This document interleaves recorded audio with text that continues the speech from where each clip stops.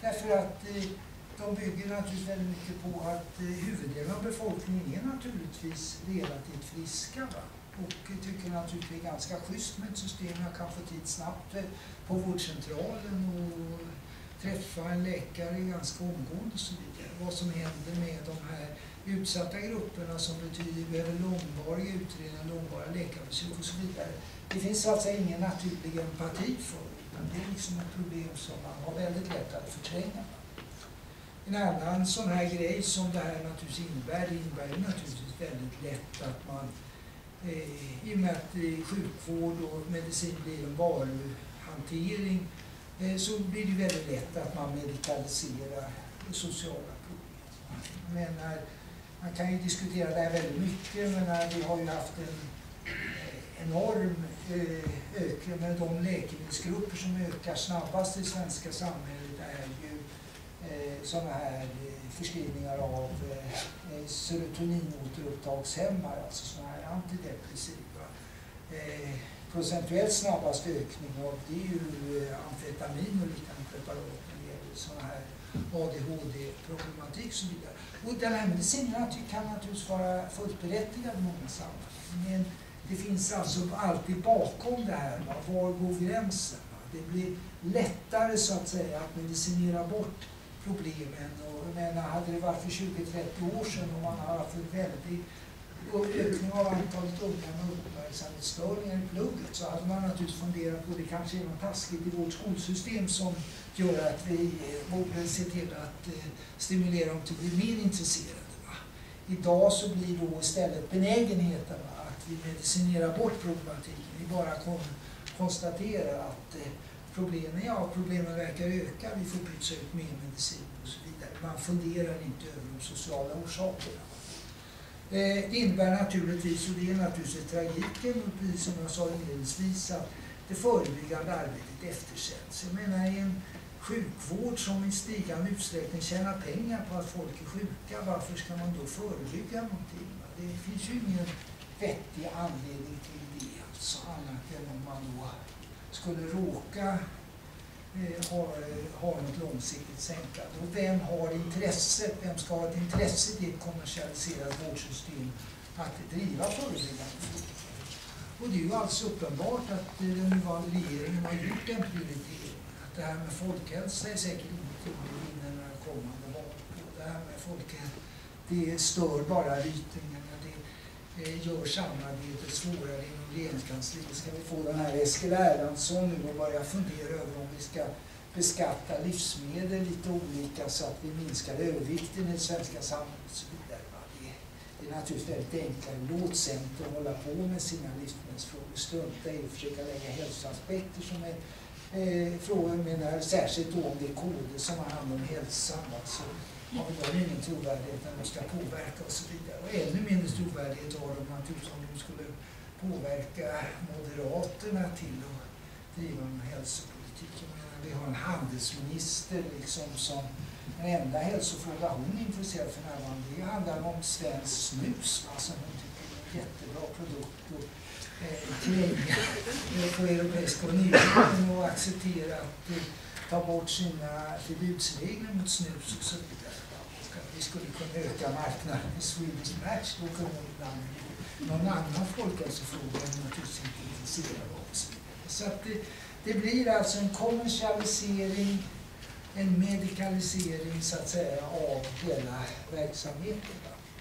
Vad ska vänstern göra? Vi sitter ju här. Va? Jag tror att det är svårt att svara på. Va?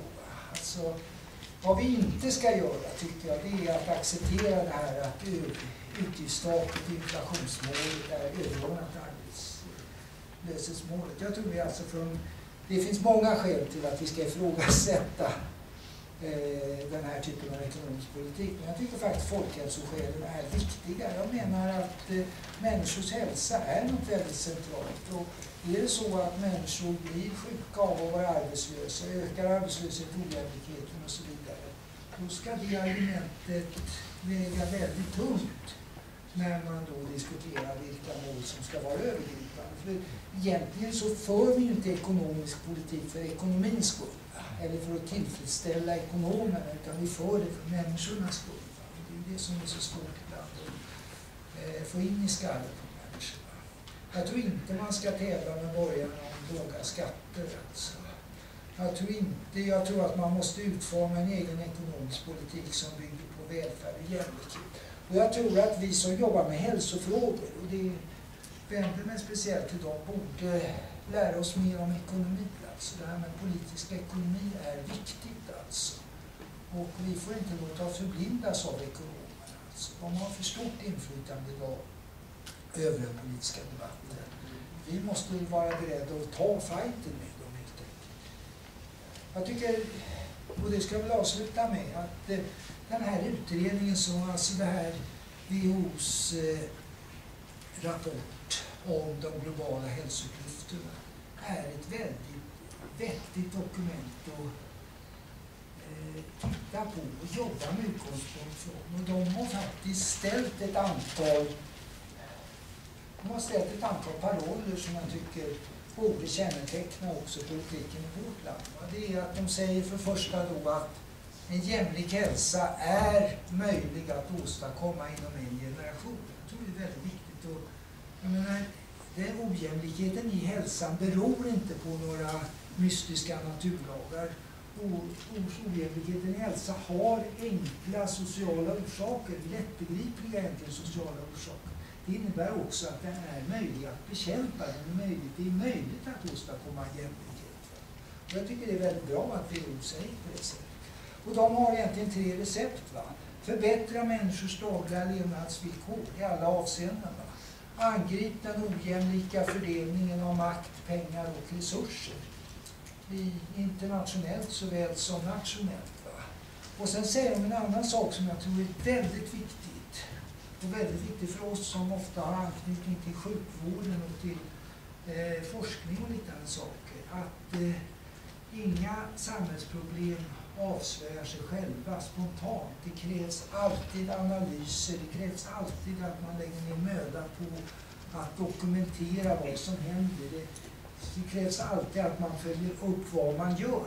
Därför att det som inte man dokumenterar, det som man inte sprider kännedom om, det finns inte.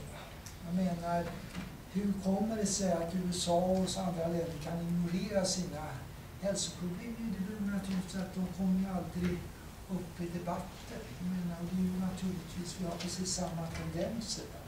Om ni läser en svensk tidning idag eller tittar på tv så inte läser ni om de allvarliga hälsoproblemen i det svenska samhället.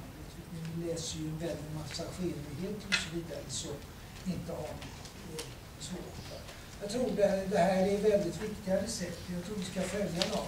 Jag tycker också det är en skam för Sverige. Sverige har ju tidigare i någon tid varit ett föregångsland internationellt i folkhälsoarbete. När den här Marmotkommissionen kom med en rapport så kommer jag var ju fortfarande generaldirektör för Folkhälsoinstitutet. Jag blev då i något sammanhang nedskickad till någon sån här WHO-möte inför den här Marmotkommissionen. När man blir utskickade till sådana här möten då får man ju politiska instruktioner från regeringskansliet. Det är regeringen ensam som ska föra utrikespolitik. Och jag fick också instruktioner då när jag skulle resa ner och där förklarades då att du får absolut inte säga någonting om att Sverige är positiva till den här rapporten. Det var liksom det viktigaste. Du får absolut inte ha någon positiv åsikt från Sverige. Struntar jag naturligtvis inte att komma ner till skillnaden. Ja, det skulle ju avgå ganska snart efter. Det spelar ingen roll för mig. Hade jag haft några år kvar då hade jag funderat på det som jag skulle göra. Men den här Marmotkommissionens rapport fick ju en enorm internationell genomslagskraft. Alltså många länder, England, Danmark till och med borgerlig regering, Brasilien och så vidare, de tillsatte egna sådana här Marmotkommissioner och sa att nu ska vi verkligen genomlysa det här, titta vad har vi för ojämlikhetsproblem med hälsa och så vidare. Men när rapporten kom till Sverige så det enda svenska regeringen sa att vi ger ett utredningsuppdrag till Folkhälsoinstitutet som har fått en ny ledning och titta över de här frågorna, sa man. Och sen dessutom så gjorde man så att man talade om sen för ledningen för Folkhälsoinstitutet att ni får absolut inte säga någonting som på minsta sätt skulle äventyra regeringspolitik eller innebära någon form av kritik. Och det är som man får skriva några väldigt allmänt hållna punkter och som sen naturligtvis i praktiken har stoppats i papperskorg. Man stoppar dem inte offentligt i papperskorg utan man säger att det här får vi ta hänsyn till i det fortsatta arbetet när vi utformar en skrivelse till riksdagen så småningom. Så det är alltså helt uppenbart, man vill inte utreda ojämlikheten i hälsa. Det är ett problem som inte finns politiskt, det är ett problem som man försöker mörka och jag tror att det är därför det behövs alltså tror jag en organisation som Socialistiska läkare och andra alltså, som driver de här frågorna över partigränsen, alltså sammansluter alla oss som liksom trots allt upplever att de här problemen finns. För att vi måste se till att de förs upp till ljuset. Det är väl det som jag skulle avsluta där med. Säga det. Tack.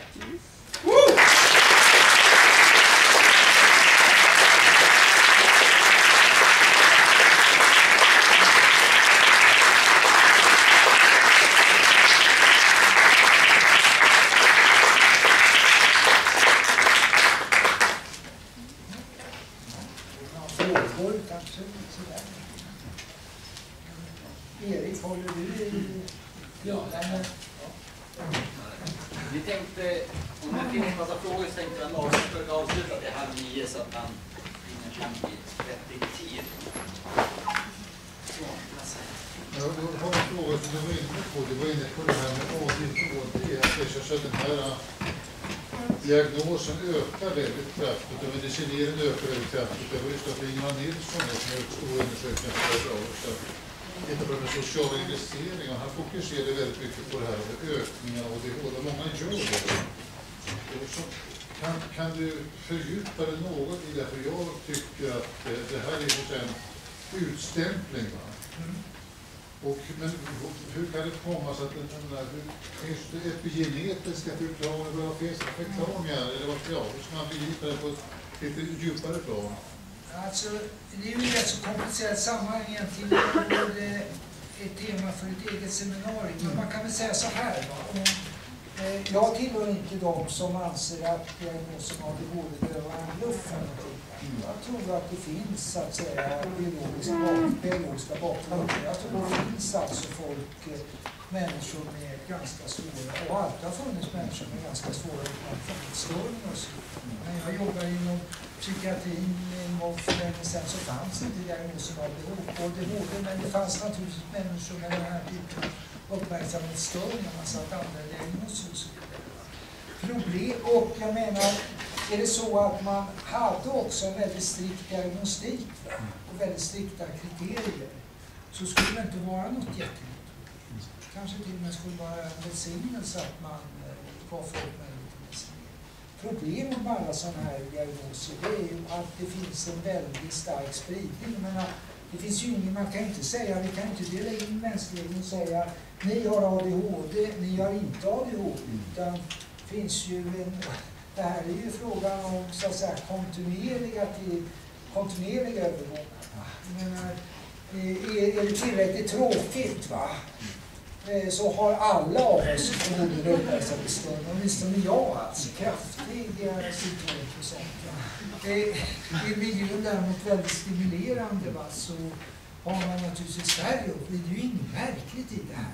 Och det finns ju funderingar över om det här kanske är en biologisk variation, att det är snarare det här tillståndet att inte sitta på skolbänken under en stor del av vår vuxna tid som är ett onormalt tillstånd. I det gamla jordbrukssamhället sånt kanske det här med, någon säger till det stenålssamhället så kanske till och med var en fördel och så att säga att man inte fokuserade allt för mycket på en grej utan hade uppmärksamheten mer splittrad. Men sånt kan man alltid filosofera över. Men problemet blir ju liksom när man får den här överspridningen och man börjar så att säga sätta gränsen allt längre och längre ut. Jag menar, och då får vi det här problematiken. Jag menar, en väldigt viktig anledning